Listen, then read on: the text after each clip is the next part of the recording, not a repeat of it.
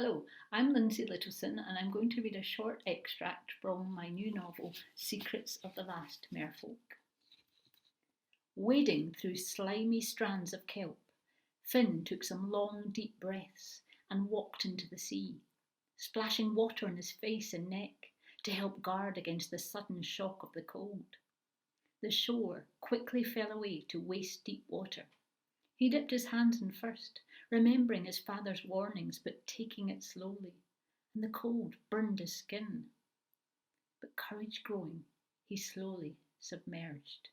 When he lowered his chin, the water nipped his face like nettles. A surge of adrenaline shot through him. Swimming a strong-armed front crawl, legs kicking, he headed away from the beach, towards the small islet he and his dad had passed earlier.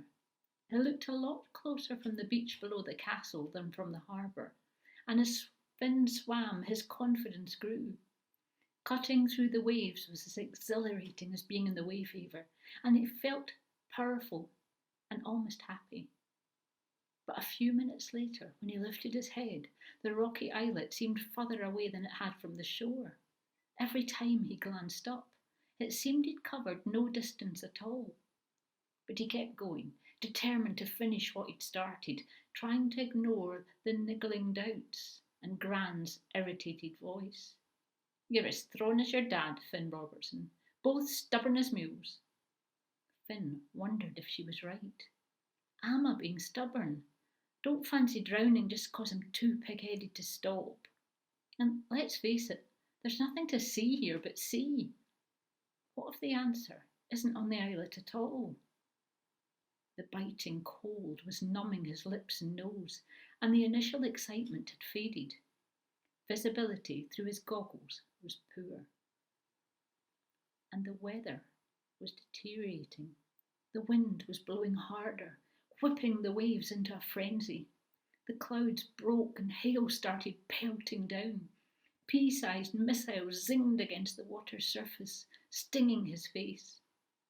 Finn flipped over and started to swim back towards the shore. It wasn't far. He knew he was strong enough to make it. He'd swum further with Dad many times. But with the water getting more and more choppy, he couldn't see where he was going. He couldn't see a thing but waves and hail. Blinded, disorientated, he stopped swimming and treaded water, holding one arm up to protect his head, fear making his pulse race.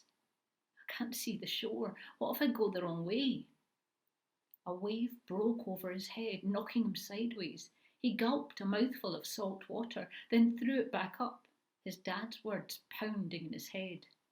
"You know what can happen to people in freezing water, don't you? The shock makes them fight for breath. That's when they swallow water. They die of drowning before hypothermia gets them." The wind had whisked the water to froth, and the shore had completely vanished. Finn knew he was in terrible trouble. His arms thrashed and a scream rose in his throat. "Help! Help me!" A bigger wave crashed over him, filling his mouth with water and silencing his scream, as he was thrown backwards and forwards by the force of the waves. The sea was winning. He could feel himself losing strength. Another wave rolled over him, trying to suck his body underwater. Desperate to stay calm, Finn focused on taking gulping breaths between each wave, kicking his legs like pistons to keep himself afloat. He glanced down, trying to gauge the water's depth. Hardly visible in the churning sea, a grey black tail thrashed. Terror surged through Finn as he recalled the massive thing he'd seen from the boat.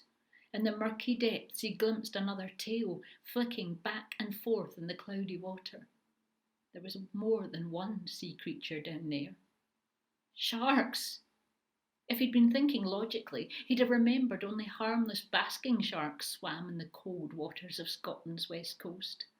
But news items about Australian surfers killed by great whites flashed through his brain.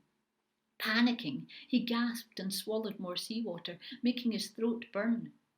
Another wave crashed over his head and sucked him under. Limbs flailing, trying to orientate himself, he peered through his goggles. Which way's up? Where's the bottom? He didn't have a clue.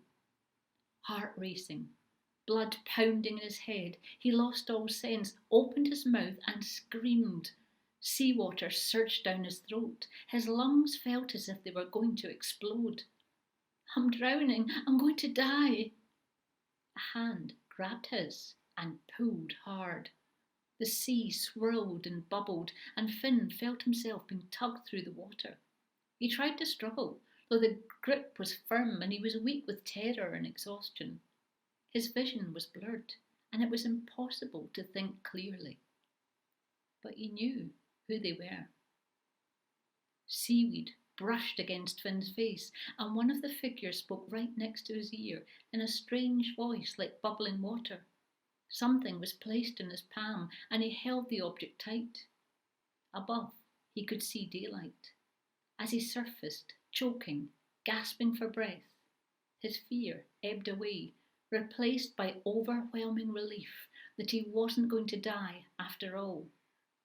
Then he heard another voice in the distance, calling his name. And that was a little extract from Secrets of the Last Merfolk.